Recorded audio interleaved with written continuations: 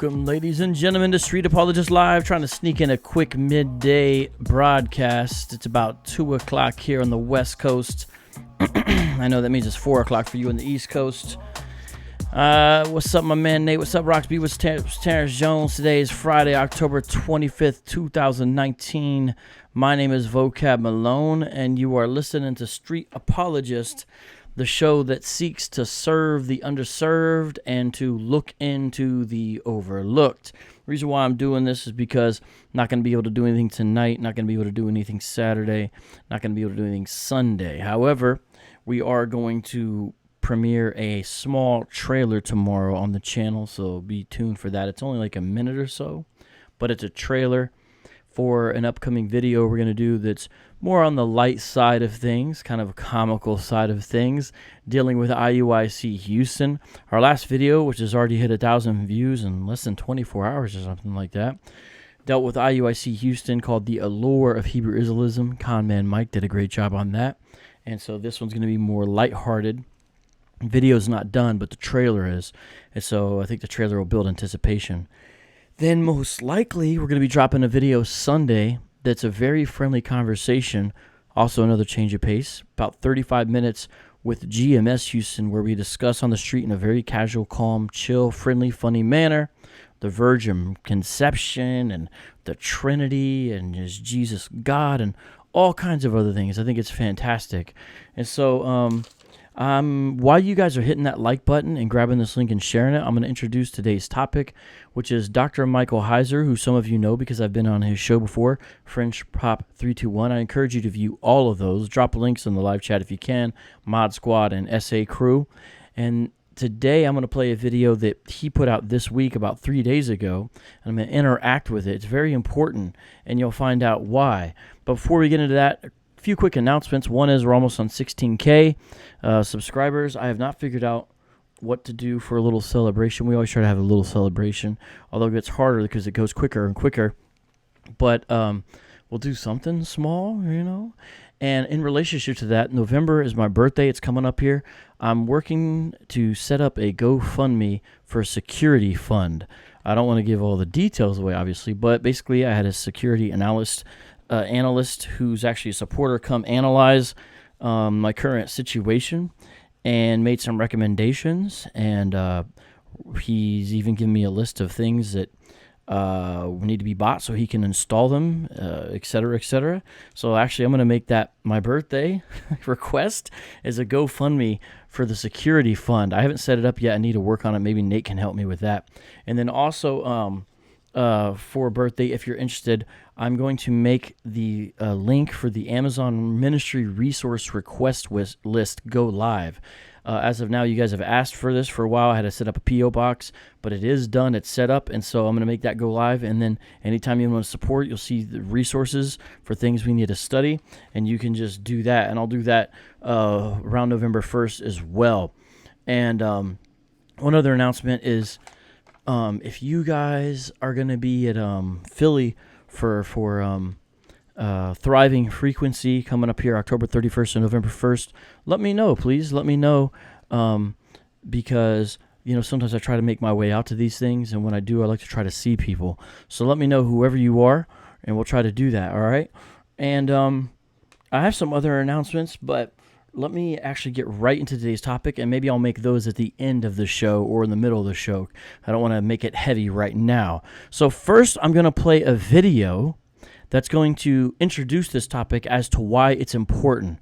I think it's a 2 or 3 minute video, something like that. Let's play that right now. This video is by GMS Mississippi. Yes, this is their video. Okay. They have a little intro.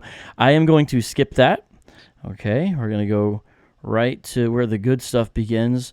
Here we go, GMS Mississippi. Everyone listen to this video and watch what they claim from this video. I wish I could speed it up.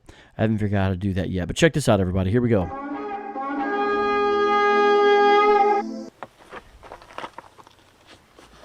All right. First and foremost, we want to give all praises to Yahweh, Bahasham, double honor to the apostles and elders of Great Millstone who rule well. Peace and blessings to the hopeful elect of Israel. You brothers are teaching this word in truth and sincerity, all right? with GMS Mississippi on location at the Los Lunas Decalogue Stone. All right, which the word Decalogue. And that's what we're going to be discussing today. And as he's explaining right now, Decalogue just means basically 10 commandments, 10 words. And so behind them is purported to be in Paleo-Hebrew script outside of New Mexico, a place called Los Lunas, New Mexico, the Decalogue Stone, which you actually can just go take a hike and see, which apparently they went all the way from Mississippi to do. And so we're going to be interacting with this video. This is GMS Mississippi, going all the way to New Mexico. Listen to what he says. According to the Bible, all right, because they are the ones that inscribed this rock with the 10 commandments, all right, pursuing to 2nd Ezra chapter 13, all right? And if I can make note, too, they are the... Now, question, he just said, I don't know if you caught it all, that... well, let me play it because I want to get through it. Everything they say is not necessarily of vital importance. I'm just showing you the idea. I think what you guys just heard is he just said that the Israelites inscribed this rock. The Israelites inscribed this rock. Now, here's my question. How can you look at a rock and know who inscribed it? You can't. This land is sacred and holy, man, you know? So that further proves who those people are. All right? And then when you read... And jump to the top up here, guess who did that? A heathen nation. The Edomites did that. The so-called... Now, how does he know that? Right? Man came here and tried to deface the Most High's word, man. Okay? His commandments. But the locals and the natives, which are the... So how does this man know, by looking at scratches at the top of this Decalogue Stone in Los Lunas, that white people did that? Because first he said a heathen nation, which under their misreading of Genesis 10 could be up to 17 different nations. But then he got more specific and said the so-called white man. So then he's talking about Edom only under his misunderstanding. So this guy is straight up telling you he knows that that little scratch at the top, white people did it. And the other guy, he just told us that he knows that Israelites originally did this. Now, again, the question is, how do they know that? You can't look at an inscription on a rock and know the ethnicity of the people who did it. Can you? No, you can't. All right, continue. Oh, why did it do that? I do not want to play that intro again. I really do not. Or logos, meaning words or pronouncement. As a help, the so-called white man came and remembered that they are the Hebrew Israelites. Oh, the video's over already. I didn't realize it was that short. I knew it was short, but I didn't realize it was that short. You know, so... without further ado, we're going to get into this lesson, and we hope you brothers are edified. All right, so that's an example. Now, I just showed you the quickest video possible. What I'm trying to show you is that Hebrew Israelites, let me mess around with this real quick so you can see this. Hebrew Israelites, such as these guys, use this right here, this Los Lunas Decalogue Stone, to try to say that this is evidence that Hebrews were in the Americas. So most likely they would be thinking of Native Americans, because you got to remember, under their 12 tribes chart, Native Americans are under there. So what they're trying to say, they didn't really explain it, is that this proves the Native Americans are actually Hebrew Israelites in their roots. That's what they're trying to say. Now, ironically enough, Glenn Beck, who's a well-known conservative commentator and is a member of the Church of Jesus Christ of Latter-day Saints, a.k.a. a Mormon, he has actually used similar things such as this pseudo-archaeology, to try to prove the same point, that the Native Americans essentially were descendants of the 10 lost tribes of Israel. Now, here's the question. How do you know that? And not only that, it's very interesting that Glenn Beck, a Mormon, and these guys are trying to use the same bad evidence to try to prove the same bad thesis. Now, before I play the Heizer video, I'm going to do a little bit of reading here and explain why that is the case. All right? Why that is the case.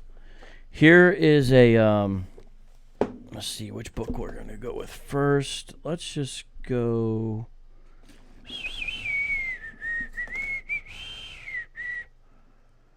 All right, let's look at, okay. No, we won't look at that one yet. Let's look at this one. Frauds, Myths, and Mysteries. It's on Oxford University Press. So this is, not some shabby work. This already in the 9th edition. Science and Pseudoscience and Archaeology is the subtitle. This edition is actually very recent, 2018 update. I'm on page 90, and it's called America's First People. Let me read to you from page 91, because this will help. Actually, I want to go back just a little bit further, and I'm going to look at right about here. Let's see. Okay, let's see. All right, I'm going to read page 90. According to the book of Genesis in the Old Testament, Noah had 3 sons, Shem, Ham, and Japheth. Biblical scholars had long since decided that each of the 3 sons represented the source for the 3 races of humanity recognized by Europeans. Now notice, this is Eurocentric biblical eisegesis.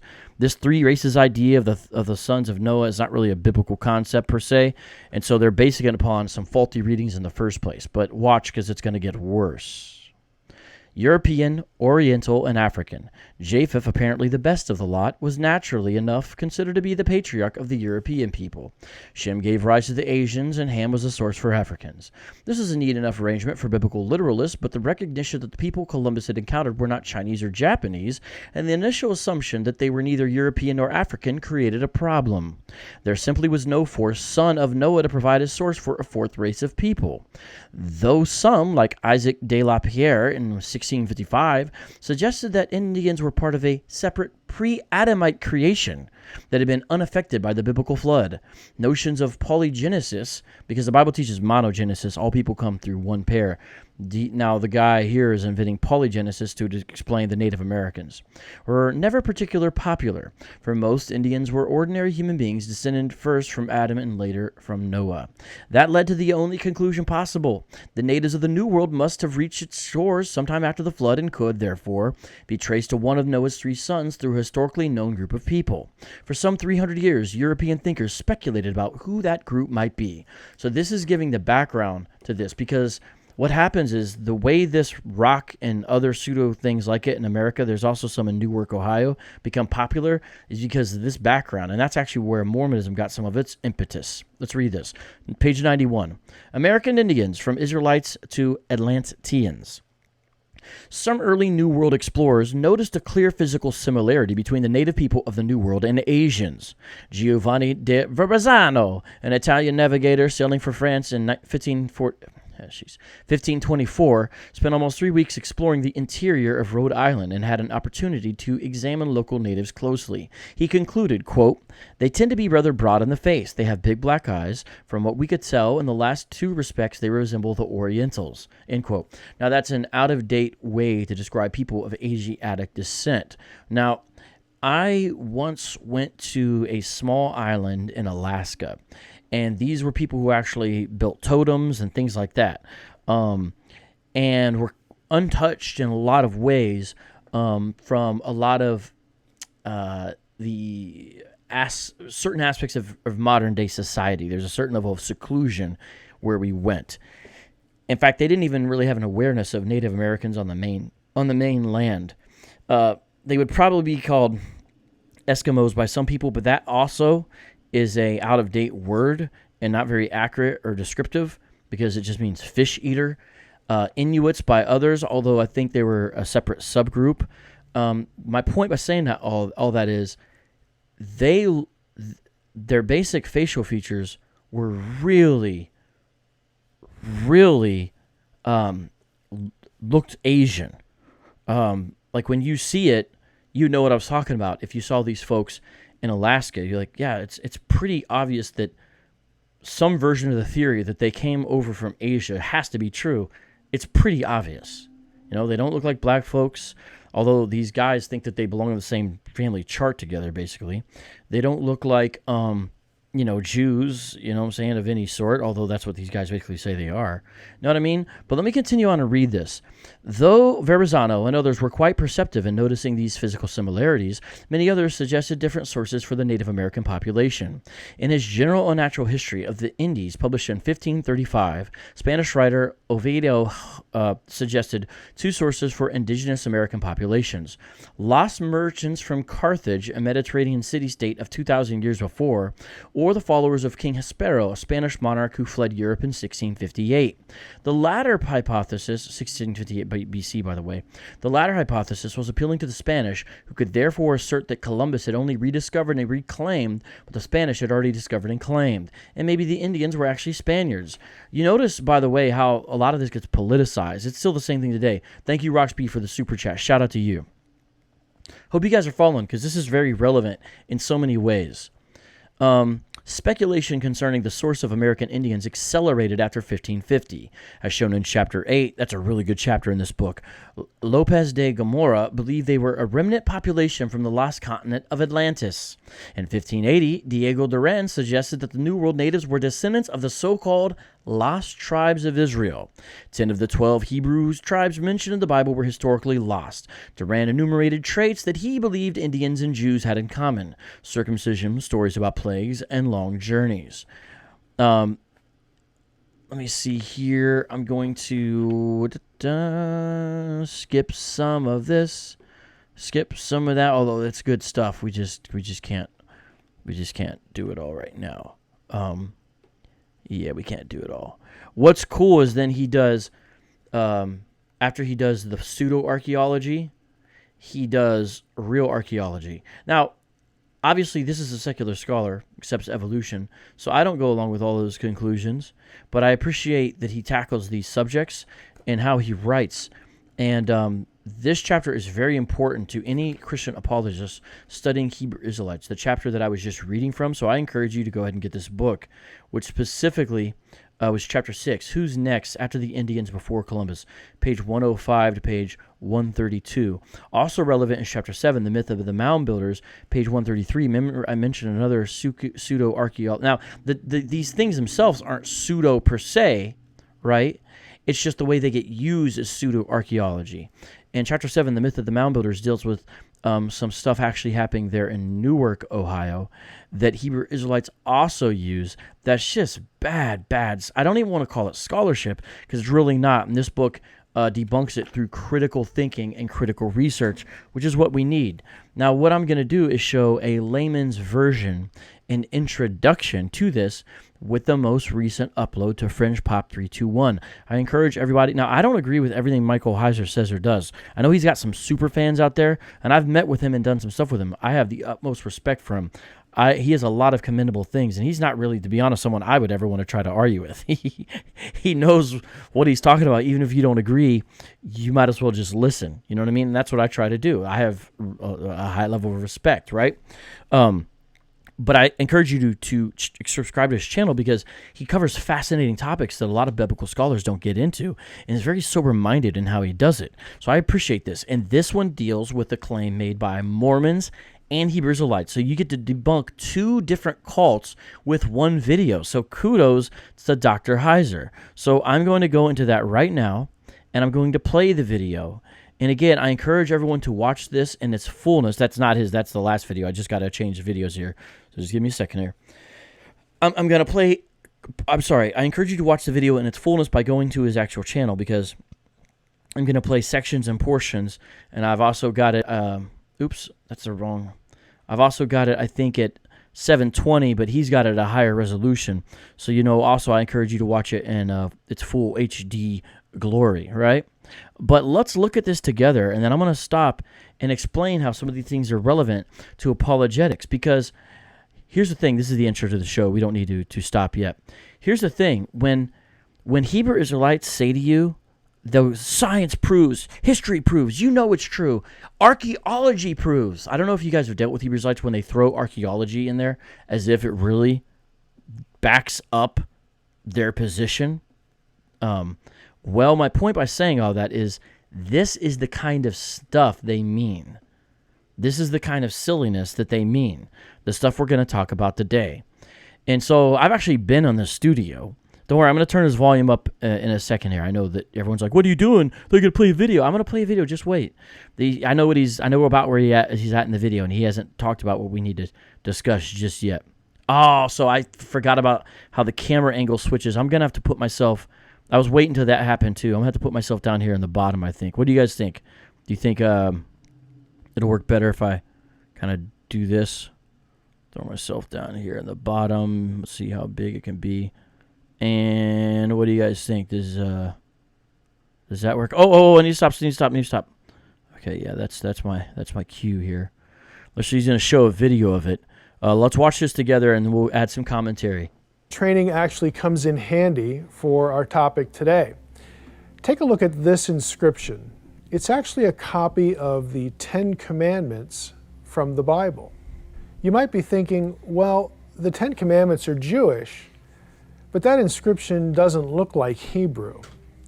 Some researchers of the inscription believe that it actually is Hebrew, specifically Paleo-Hebrew, an ancient script that derived from Phoenician that we find evidenced in the biblical world, but before the time of the Bible. What's really unusual about this inscription, though, is where it's found. You wouldn't find it in Israel. So stop real quick there.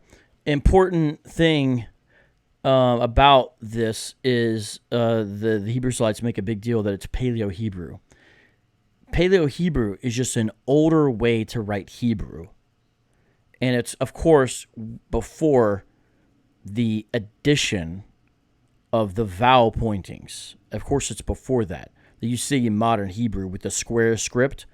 It's before the invention of the vowel pointings, because the speakers were able to apparently supply their own vowels at the time. Hebrew Israelites like to put things in Paleo-Hebrew, although very few of them can read it or understand it. They make mistakes all the time. And Paul actually brings up a good point, and I don't think Dr. Heiser covers it. So, Paul, I'm going to interact with something you said right now.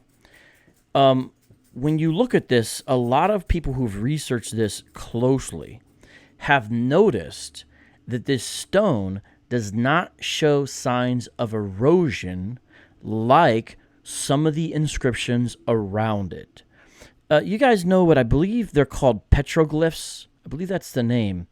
I hope I'm pronouncing it right. So maybe someone could look that up. Petroglyph.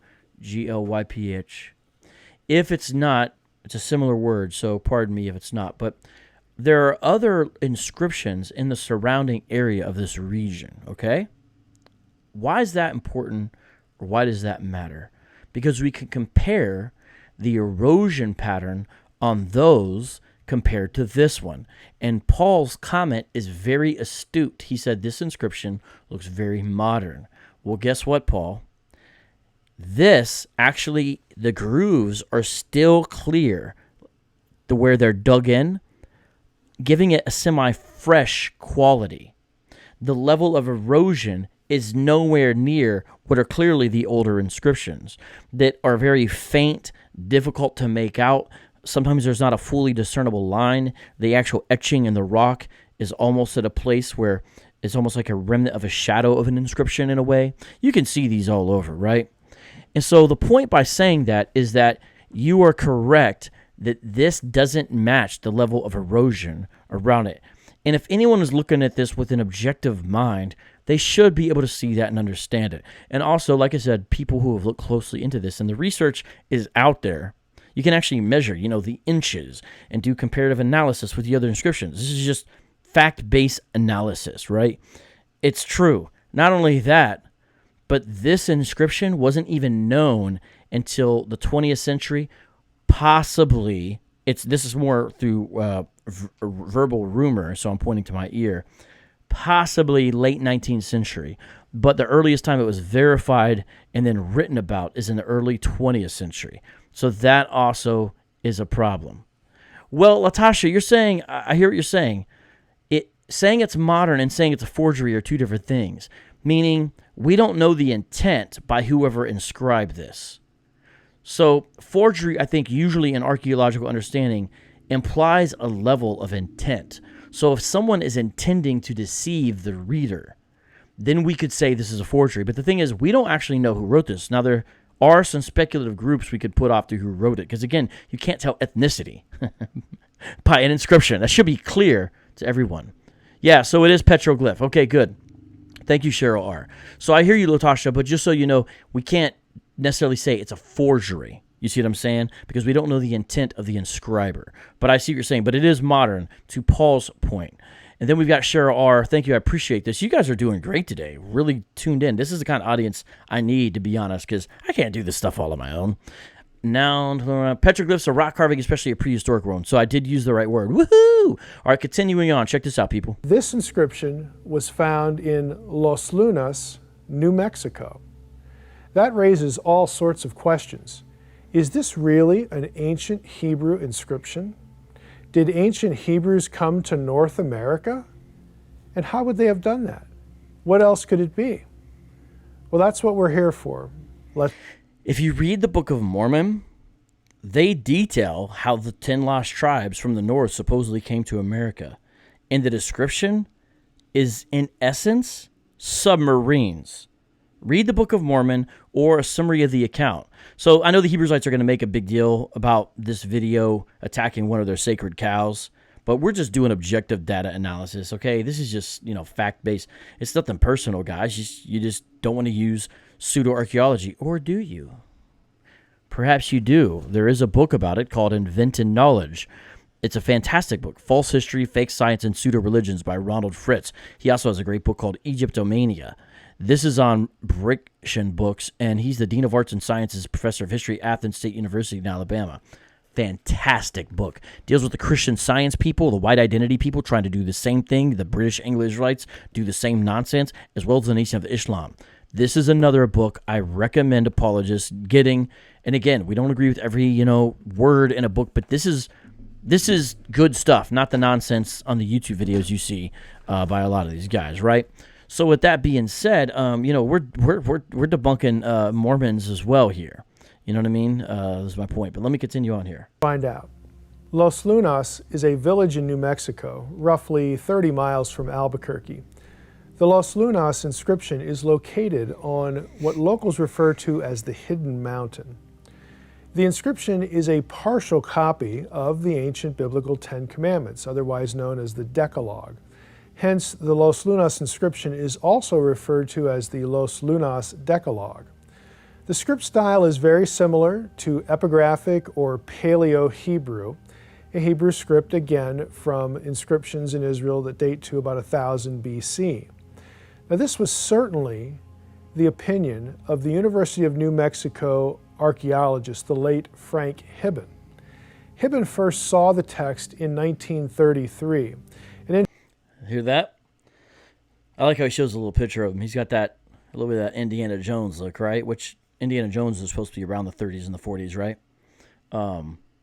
So 33. So that's where we're starting so far. Continue. His recollection of it, he was taken to the site by someone who had seen it as a boy back in the late 1800s. Okay, so Cito's saying possibly if that person is correct or accurate, then the earliest anyone has seen this that we have any record of is late 19th century. That's the late 1800s. You know what I mean? The famous Semitist, the late Cyrus Gordon. Semitist means someone who studies especially the languages that are of the Semitic group. So Hebrew, and there's a whole bunch of other ones, as well as a lot of times the things related to culture and stuff. And this is a picture of Cyrus Gordon. Considered the inscription to possibly be genuine and perhaps a Samaritan work of the Byzantine period due to the shape of some of its letters. So this is where you'll hear Hebrew Israelites go, is they'll be like, oh, well, Cyrus Gordon, if they go try to deeper, they'll try to say Cyrus Gordon. But, that's not how scholarship works. You don't get to cite sort of one of the first people who kind of made a cursory glance. So let's look at this. The inscription is considered proof by some people that ancient Israelites crossed the Atlantic in antiquity and came to North America. Or, according to the Book of Mormon, came over here in submarines. To the Hebrew Israelites in the audience, I see Jeremiah of Issachar, because I see you're promoting some other pseudo-archaeology. Notice, Jeremiah of Issachar, all due respect to you, sir. what you're doing is one of your pseudo-archaeological claims is getting debunked, and you want to change the subject to these newly discovered rocks in Puerto Rico. You want to talk about a different set of rocks, you know what I'm saying? But this stone is the topic of today, and those aren't any better really than this one. But right now we're dealing with this one here. But to the Hebrewites in the audience, the question is, how do you purport that the Israelites got over here?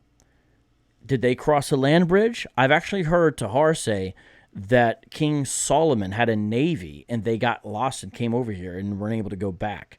I actually heard that one time. So how did the Hebrews get over here, guys? Tell us. Members of the lost tribes of Israel, those Israelites taken into exile in 722 BC by the conquering Assyrians.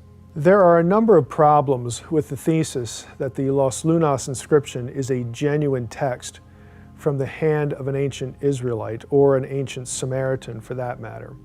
Had Cyrus Gordon examined the text more closely, he would have realized that the text follows the traditional Hebrew text of the Ten Commandments. Okay, that's a big deal. I don't know if you're following so far. Cyrus Gordon initially said, first of all, for the Hebrew Israelites, Cyrus Gordon supporting you doesn't work, because even though he thought it might have been perhaps genuine, he was saying it was Samaritan. That doesn't work because you guys don't view Samaritans in the right way to fit in with your theology and your false history.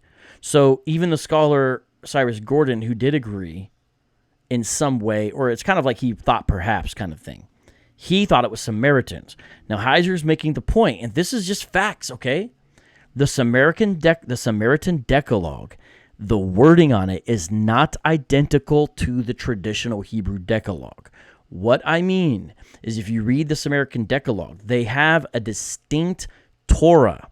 I'm not saying it's a totally different Torah, but there's key variations that let a scholar who studied this know, oh, that's Samaritan provenance, not Hebraic provenance. If anyone doesn't believe me, you can literally go online and look up Samaritan Torah, Samaritan Pentateuch, Samaritan Decalogue, Samaritan Ten Commandments. Find the differences between the traditional wording. So Heiser's making the point here in a second that this was done in the traditional Hebrew manner as far as the way it was tried to be copied after, not the Samaritan. So Gordon was definitely wrong about that when he brought up the Samaritan point. But the Hebrewites, of course, might use that. Well, see, it's not Samaritan. They'll use Gordon for thinking it was authentic, but then not with the Samaritan part. That's how it works. But check this out. Masoretic text, and not the Samaritan version of the commandments. Now, the Samaritans were half-breed Israelites. When the Assyrians conquered Israel in 722 BC, they deported the population of 10 of the 12 tribes of Israel to various parts of their empire, and then they brought in other conquered peoples to live in Israel. They mixed the populations.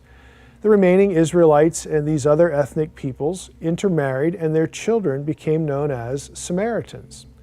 Now, the Samaritans had their own version of the Torah, the 5 books of Moses, which were the first 5 books of what we call the Old Testament. The Hebrew Bible and the Los Lunas inscription reads, "Remember the Sabbath day," whereas the Samaritan Hebrew Bible has "Preserve the Sabbath day." And that's really... So, do you guys hear that? That's a big difference right there. Telltale difference showing that the Los Lunas inscription is clearly not Samaritan. Preserve, remember, Gordon two should different also things. have noticed that while some of the characters look similar to Samaritan letters, to their script, the Los Lunas text employs letters from several alphabets. There are Greek. Did you hear that? Further analysis has shown this isn't even a pure Hebrew inscription. It's not the Samaritan alphabet, although he's saying there's some similarity to it. So this is a mismatch, a mixed match hodgepodge, right? So listen to this. Check this out. Text employs letters from several alphabets.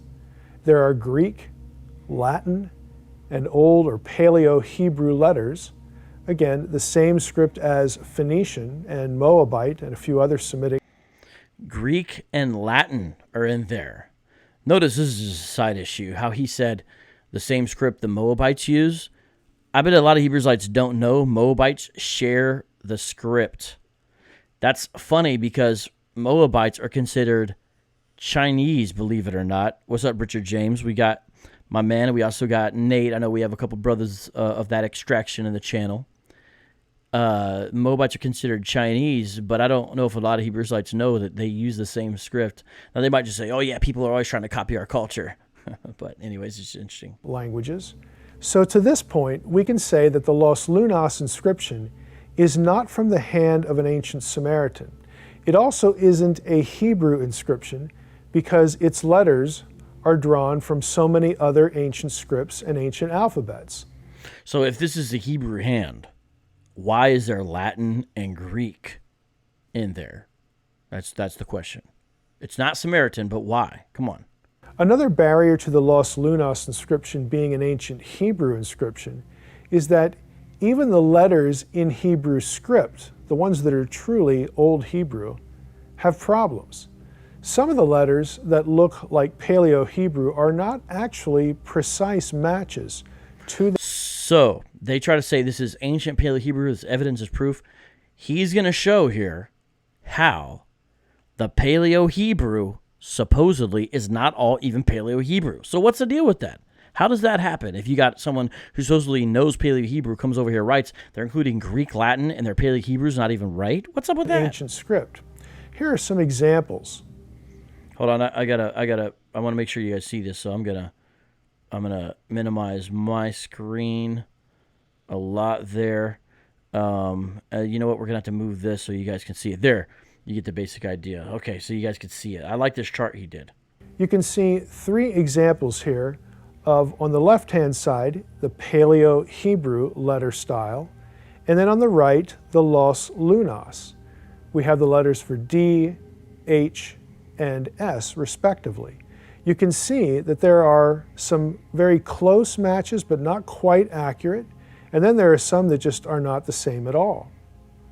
The point is that if the Los Lunas inscription had been made by an Israelite scribe who found his way somehow to North America, the inscription should not have these errors and these letter changes, the changes in style.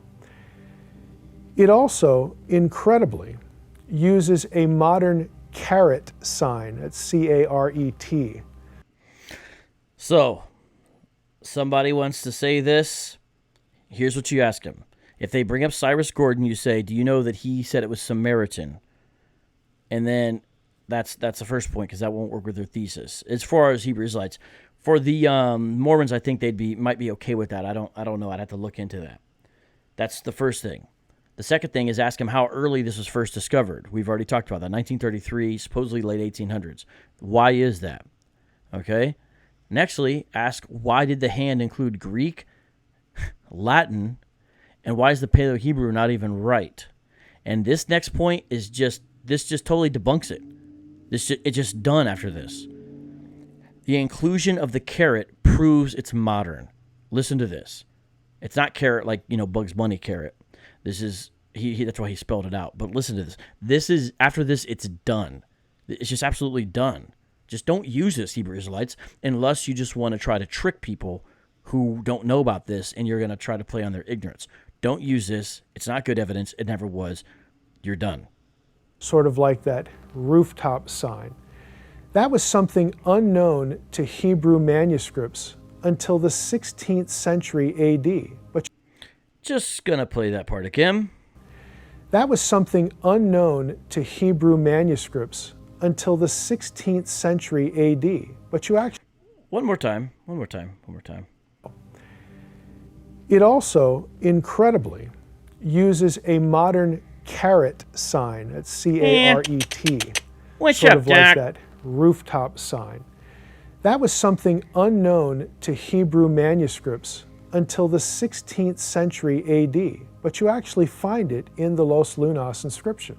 Even more, there are also grammatical mistakes in the inscription. And you can see the web page and the resources and the studies on the inscription. So there's a caret, which, I just want to play it one more time. I'm sorry. One more time. There's a caret in it. And plus, I just want everyone to catch this. There's grammatical mistakes. The Paleo-Hebrew doesn't match. He showed 3 examples. Okay. This is on top of everything discussed so far. Plus, there's grammatical mistakes in it. Plus, there's Greek and Latin characters. Listen to this, though.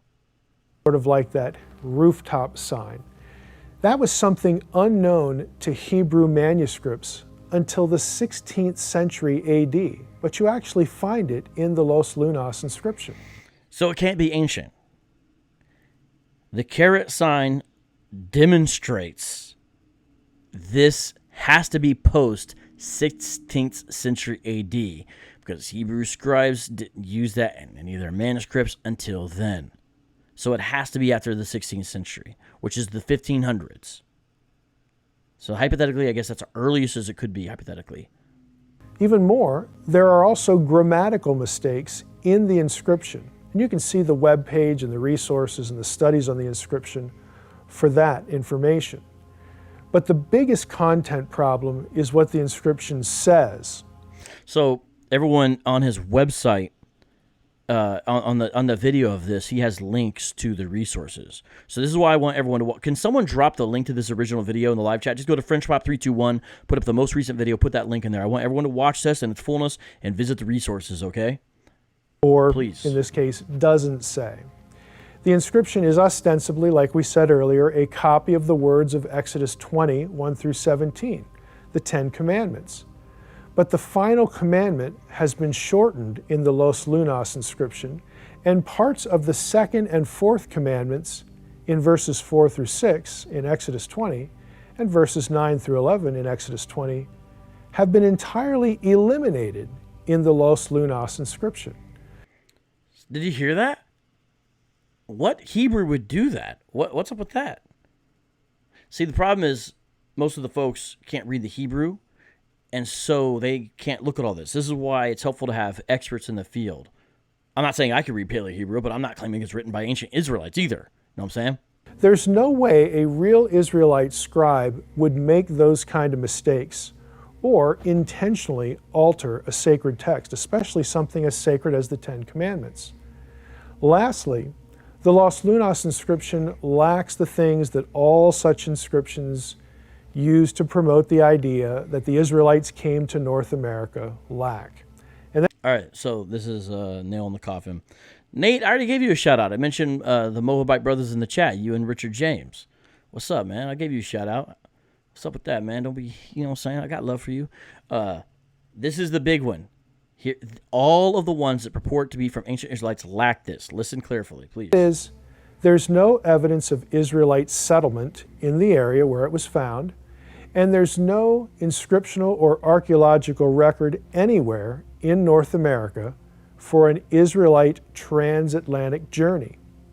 So in other words, there's no provenance that explains the inscription. If the Israelites had settled in North America, in New Mexico at some point, there would be evidence of their habitation, but there simply isn't any. Now, so if you're saying this is Hebrew Israelites in New Mexico, where's the evidence there was some Israelites around there? Something. There's going to be something, but there's nothing. All of these problems that we've sketched out here have convinced most scholars that the inscription is from the hand of a modern person. It's probably too harsh to call it a hoax because that sort of assumes that the creator of the inscription was intentionally trying to make people think that the Israelites had migrated to North America or something like that. There seems to be a much better explanation, and for the details of this explanation, I'm going to refer viewers to our website for this episode and the work by Trey Thames, that's T-H-A-E-S, his last name. Sorry, I meant to go back a little bit. So what he's doing, notice how many times we're giving you further resources. This is why I want you to go visit his video, okay? What scholars like to try to do is then say, okay, if it wasn't these folks, ancient Israelites, then maybe, who would it be? Who could it be? So there's a number of theories about that. For example, he's not going to mention this theory, I don't believe. One theory has to do with the fact that there is actually a war the United States was involved with.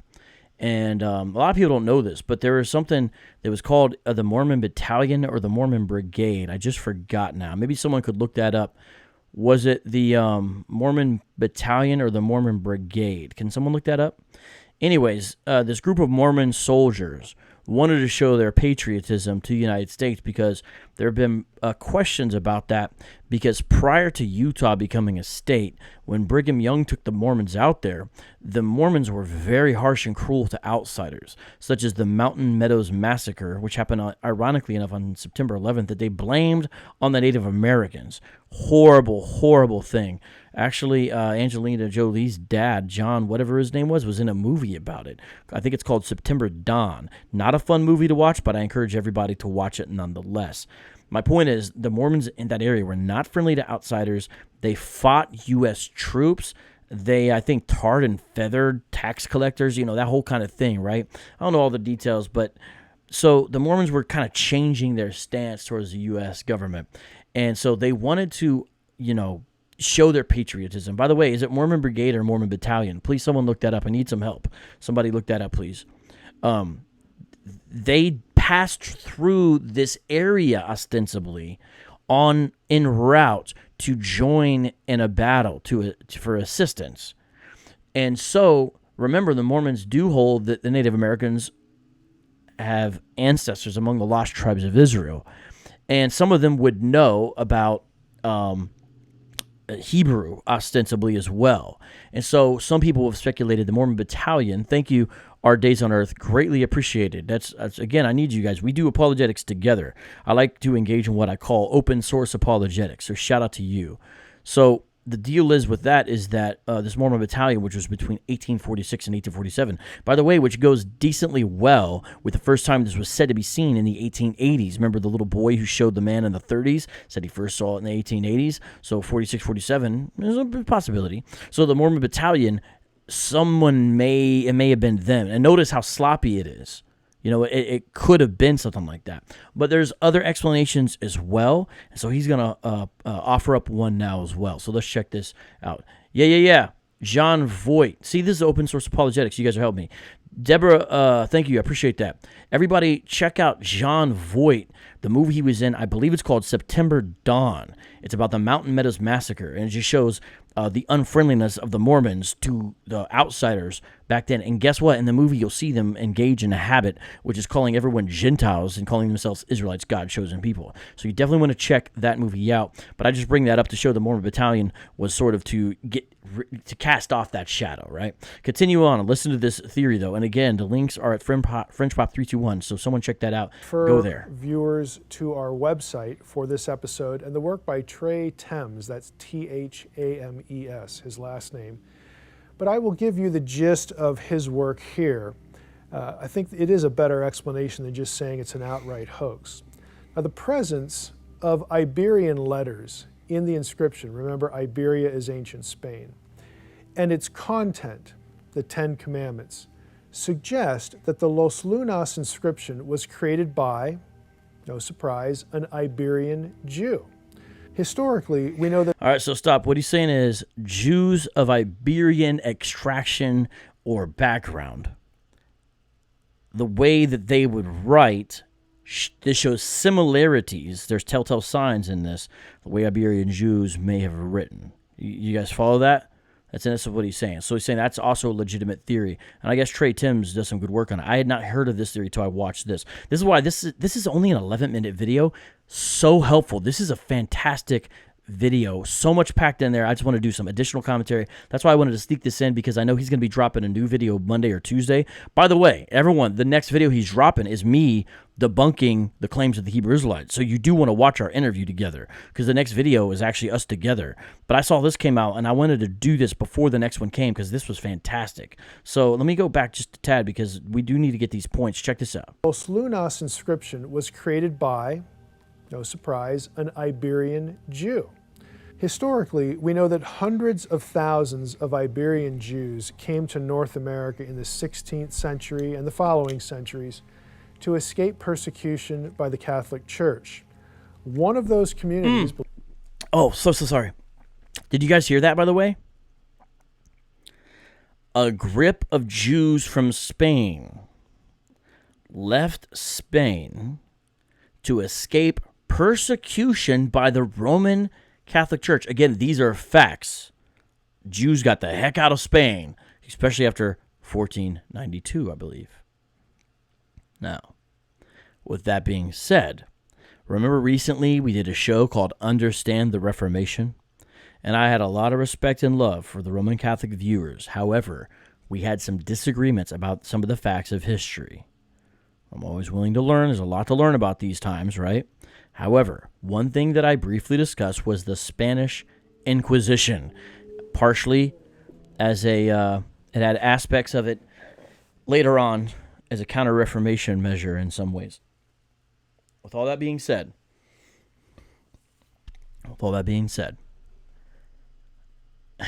this proves, the Spanish Inquisition wasn't cool to Jews, Muslims, and Protestants. And that's why a bunch of Jews had to leave. And it's just a fact. It's just interesting that this dovetails something recently we were discussing. I've been actually reading up lately more and more on the Spanish Inquisition because I might want to do something further in the future called What's the Problem with the Spanish Inquisition? We'll see. Jeremiah Visakar, let me address you real quick. You're a Hebrew Israelite. I respect you. I'm glad you're here. However, I just got to call you out. Notice how we're discussing this Los Lunas inscription. And instead of discussing something related to that, because I heard you actually admit that you were somewhat skeptical of it, which means there's probably hope for you. You're still somewhat clear-eyed, perhaps. Praise God for that. You want to ask me about the return of people described as Jews in 1948 going to Israel. Did the Israelites go back to their land in 1948? Why are you asking? Like, it has nothing to do with anything. The answer is some. But why are you, just... This is why we sometimes accuse you guys of this term I invented of playing Hebrew hopscotch. Because you guys be playing Hebrew hopscotch, not just with the text, but with history. So let's just keep it laser focused. Keep it going. All right. Not is known to have settled in New Mexico. Now that theory that you had an Iberian Jewish community come over in the 16th, 17th, or 18th century and actually settle in New Mexico, that accounts for all of the data and offers a demonstrable context for. So, this is in the modern era when these Iberian Jews left Spain to come over to the New World as well as other places.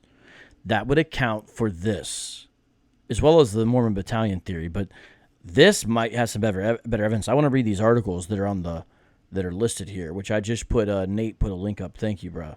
Like I said, open source apologetics. So let's continue on with this. This is how you do research. You want theories and hypotheses that have what's called explanatory power, meaning they offer legitimate solutions to as much of the data possible in a realistic manner. That's a big deal. The data. In short, it makes good sense and is to date the most cogent explanation for the Los Lunas inscription and all its unusual features. Thanks again for watching Fringe Pop 321. Please visit our website, fringepop321.com, for information on this episode and all of the episodes that we do. And if you're interested in supporting what we do here at Fringe Pop 321, all right, please thank go you, to Dr. Heiser. FP3. Good stuff. Wasn't that good stuff, guys? Don't you think? That was great. So again, I encourage people to watch the original video. And I'm looking at the live chat. Shout out to D News. Shout out to Liza. Shout out to Casper. And like I said, hey, love to you, man. Shout out to you, Jeremiah, as well. I'm not even joking. Shout out to Terrence. Shout out to you, Paul. Paul seems like he knows what he's talking about. Sounds like you got some background in this.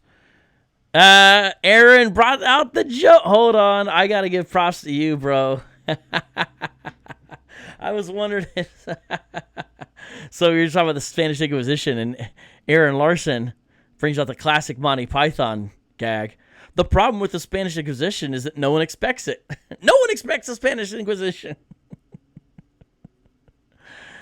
That's good. Oh, man. Thank you, man. Thank you. What's up, Cherry? Love it. How you doing? Hey, I appreciate that, Jeremiah. Shout out to you. See, I believe that's what men can do. Men can disagree and still be men and be like, all right, you know what I mean? For real, I mean that. I'm not even joking. Shout out to you, Jeremiah Viscar. Much love to you. Aaron Larson, but their chief weapon is surprise. Surprise and fear. No, and he keeps on going. No, 5 weapons. All right, actually, it's that's all I'm going to do there. Now, let me make a couple of quick announcements as we end the show. Okay, these are important. If you care about the channel and the apologetics I'm involved with, listen to these. I gave some in the beginning of the show, so go back to those. Now listen to this, all right? Breakfast Gun, it's a Monty Python reference. It just put in Monty Python, Spanish Inquisition. It's a funny clip, I think. It's just, they got a lot of classic stuff in there. Maybe it's Edomite humor, perhaps. My man Terrence is mentioning, finally saw part 1 and 2 of Vince Bantu debate. Check out, by the way, Sister Cherry's been doing some dope stuff. She's in the live chat on the Vince Bantu and Brother Jabari debate. Not Hebrew Israelite, not Mormon, a Kemetic guy that's a ancient Egypt guy, part of the conscious community. Debated Vince Bantu, a Christian apologist and scholar. Fantastic debate. They've dropped part 1, and now they've dropped part 2 just today. I encourage people to definitely watch that. Check that out. The point with that, why I say that, is that I'm watching those as well. Now, I was there live in person. I was chilling with David Wood, my man Mark Casalen, you know what I mean? I was chilling with Adam Coleman and my man Calvinistic Don and Eric Mason and Jerome Gay and even Tazariak was there. Wasn't really chilling with him, but you get the idea. And his man who looked like Ghostface Killer. And then over there, who else we got? I'm trying to think through the crowd in my head. I'm like, over there, who's over there? Oh, yeah, my man Lindsay.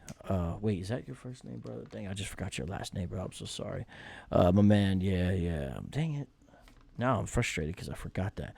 But, and then also, who else was with us? Somebody else was with us. Oh, yeah, my bad. Brooklyn Apologist, my man BK Apologist, you know what I mean, Alfredo. So shout out to everybody from there. All right, Castro, I got you, bro. So that's what's up with that. I'm planning on getting together. All right, I'm planning on getting together with Chris Featherstone. Everyone subscribe to his channel. He's dope. Nefertiti, follow her on social media, especially Facebook. She's dope.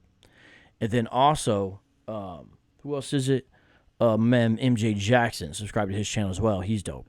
We'll do a 4-person panel and discuss all of the debate once the third one drops. So I'm trying to do this by God's grace. You know what I mean? Where we discuss this, all 3 debates together as a panel. I'll kind of more just host it. They're like the heavy hitters, you know what I mean? Hey, Michelle Turner, I see. It would have been nice to see you there. There was some cats there, Michelle, from Cincinnati, if I believe, as well. And also, Michelle, that's cool that you watched Islamicize Me finally. That's awesome. It is a show you can binge watch. I've been telling people that. It's totally a show you can binge watch. So shout out. That's awesome. That's really good. I'm glad to hear that. And someone else had a question that I was going to... Oh, yeah. Alfredo and Adam have done 3 parts already analysis of the debate as well, and they have been killing it. They did a 2.5 hour last night one, but is excellent. Just bringing the super facts, so you can't even hate on their stuff. They really killed it. So really good stuff there that they did, and I want to make my little contribution at some point. So, you know, I've been reading more and more on the history of the African church and really have a lot that I'm excited about to bring out when we get to discuss that little by little, you know what I mean? And it's dope stuff. Now, within that, you know, that's kind of the urban apologetics purview. I have the first time I'll make a soft announcement right here, but we are doing Doctrine for the Black 2020. The first weekend of February at Reborn Church. We're going to be doing it. It's the first full weekend, okay? So not just first weekend, but the first full weekend. I've already got about 12 speakers lined up. I'll real quick show you who it is and what they're talking about. Actually, let me just tell you the topics right now. One guy's going to give his testimony, how he went from Roman Catholicism to an atheist to a Christian. Messianic Jew examines Roman Catholicism. These are topics I'm sharing from Doctrine for the Black 2020 conference. It is coming to Phoenix, Arizona, the first full weekend of February, so the week after the Super Bowl. The problem with hyper-Pentecostalism is going to be one of the topics. Evolution and the Pope is another topic. Is Christianity the only way is another topic. Street evangelism to Muslim and Mormons, another breakout session. The Quran versus the Bible, another one. Can the Messiah be God is another one. Did Jesus really rise from the dead? Another one. Transgenderism, another one. And a session on Augustine, the African theologian. So these are great. I haven't even got everyone lined up. This is kind of just happening today, but I've got almost everything lined up as far as that. We're trying to make more room for, you know what I mean, this time around because it was so jam-packed last time.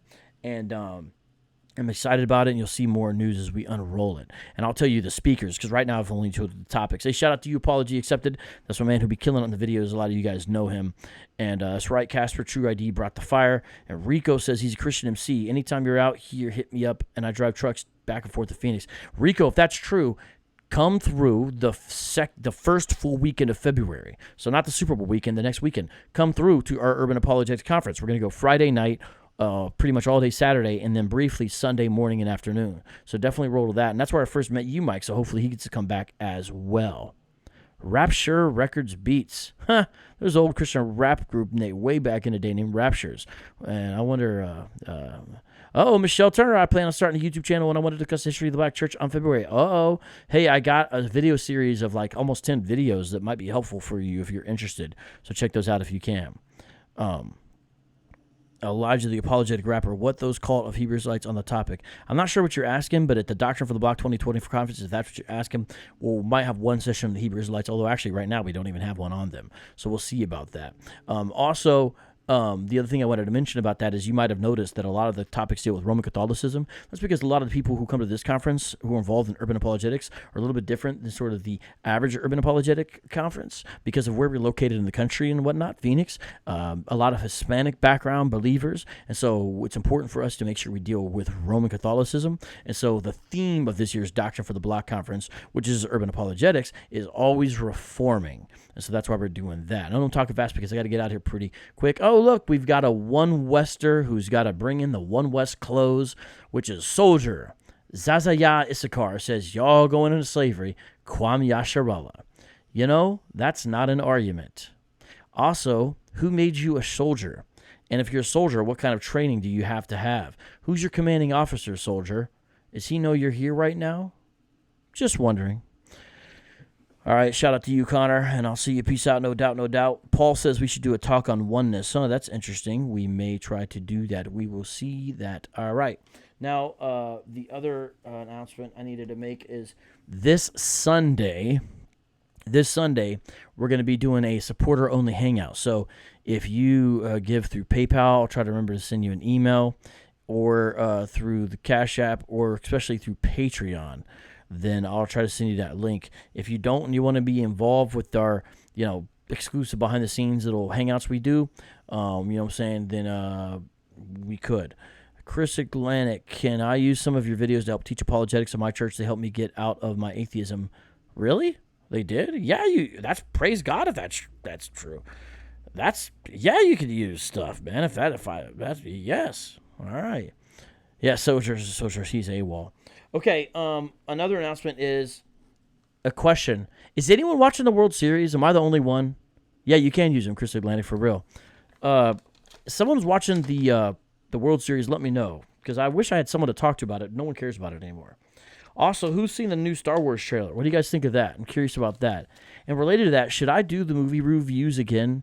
I should have done one for the Joker. There's so many ones I should do, these kind of Christian apologetic movie reviews. I haven't had a chance to do the Joker. Haven't had a chance. I would like to do the Star Wars one. I just haven't done those anymore. Should I do those again?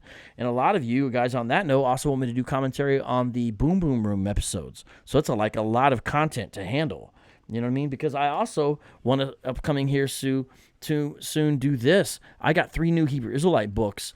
Check this out. Scrutiny, an in-depth examination of John 3:16, Unknown Hebrew, a Hebrew Israelite perspective.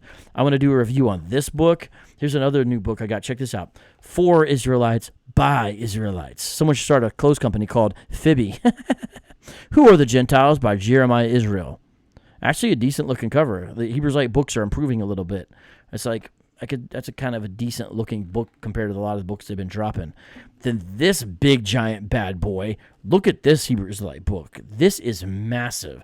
It's called Esau, Edom, Ron, the Hidden Identity of the Man of Sin, Dr. Binya Yasharal. Oh, I want to read this book. I want to read this book so bad. Look at this. I cannot believe it's 500 pages even. So I want to do those as well. You know what I mean? There's so much I want to get to, man. So much I want to get to, It's like all this stuff. Plus, I know that Roxby and some of you guys got guest requests, such as for Mary Jo Sharp. I'm going to try to talk to her at ETS this November. And that's the last thing. Is anyone going to ETS? If you are, guys, let me know, and let's meet up in San Diego this November. All right, so I see you guys' other comments. Can't get to them all, although I wish I could. I'm reading them, though. And let's end the show with a couple freestyles, because guess what? Oh, yeah, Hebrews Lights Write Books. Yeah, I just shared some. Yeah, do like this live stream before you go anywhere. And also grab this link and share it. So we're at the end of that. And I'm going to go ahead and we're going to do some freestyles now, ladies and gentlemen, because we got over 100 people. All right. I see you guys' comments. You guys are funny. Oh, got to turn it up. The way it works is if we go to over 100 viewers or over 50 in the super chat, I do a freestyle, and I owe you guys like over 50 freestyles. And so, I gotta try to knock them out little by little. We got a couple plans here. I gotta talk to Soko about it though.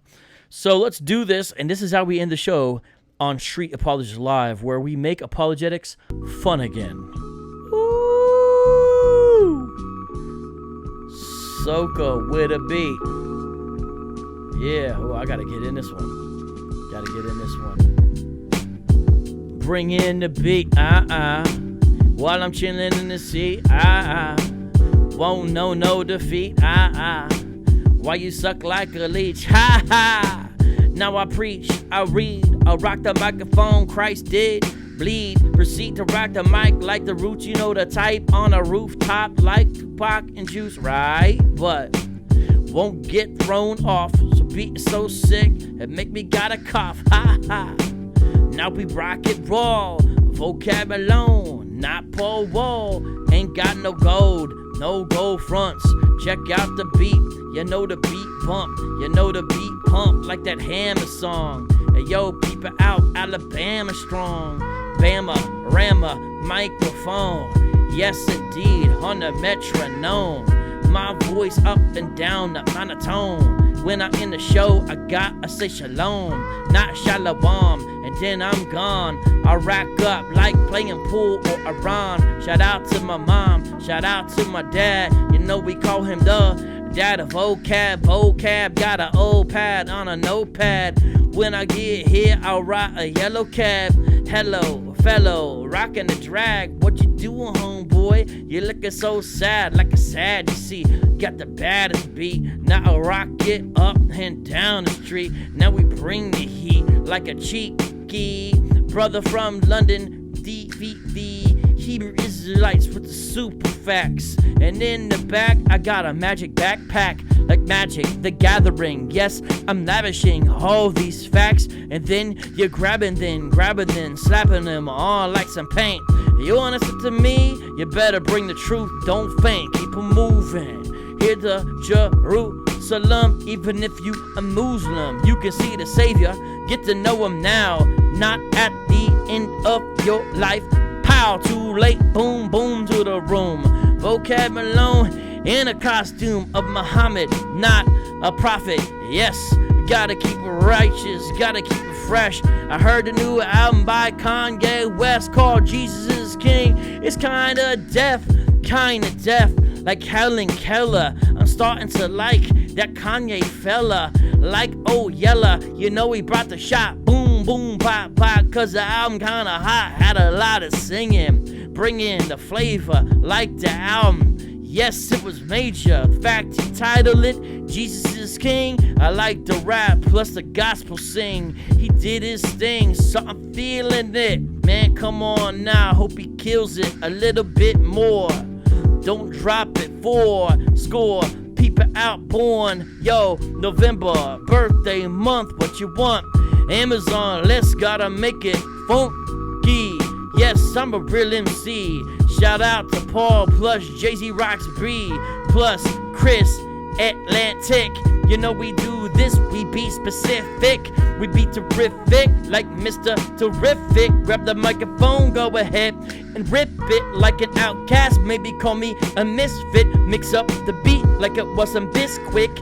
Yes, now I eat a biscuit. yo, what's up?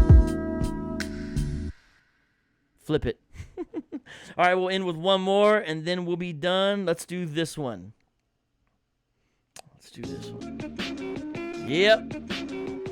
Last freestyle in the show with the last freestyle. That turned up this beat a little bit. I know you guys feeling this. This is a dope beat right here. Yeah, you heard this one before. Let me know about the volume. Yep, all right.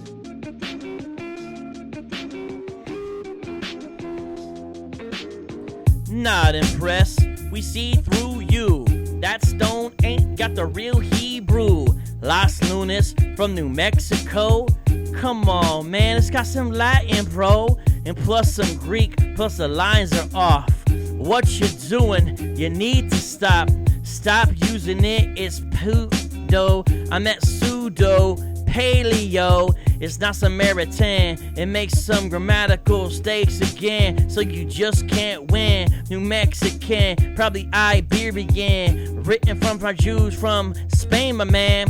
1492, the Jew had to leave. Peep it out now, you guys will believe whatever you read, whatever you watch. Los Lunas, son, Decalogue. You gotta stop putting that in your dialogue. Man, stop hopping around like a frog. Switch your topic, read the optic. Heiser told you, you need to stop it. Just drop it like it was a hot potato. Hey yo, check it out now, like a tornado coming through with the facts. We saw it's a hoax, oops, and maybe a joke. Hey yo, maybe a fry, but it's not written about God, cause they messed up a couple of times, and that's kinda odd, alright. Why you gonna say that is right? By a Hebrew Israelite. You can't tell the ethnicity. Listen or writing don't tell identity. Cursive don't tell you the color of the skin. So what y'all doing? Travel to Mexican land, Los Lunas from Mississippi. You're spinning around, call you get lispy. Your first name Dizzy, kinda confused. How you gonna read, write, and say it's from the Jews? You don't know. Plus, it's definitely late. It's got the carrot rooftop, no debate. End of debate, too late. 16th century, that's 1500s. Are you listening to me? You know, people out, vocab Italian. Could've even written by the oh man, I messed up. Let me rewind a bit.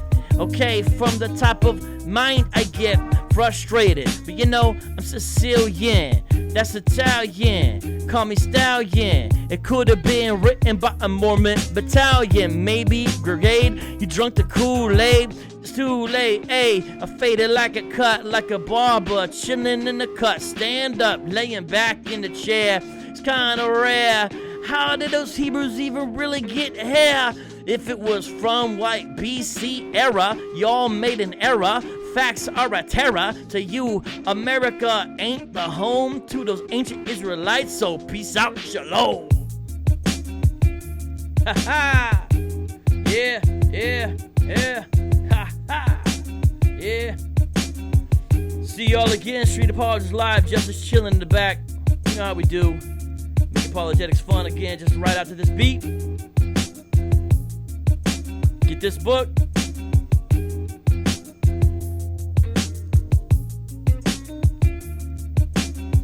Get this book.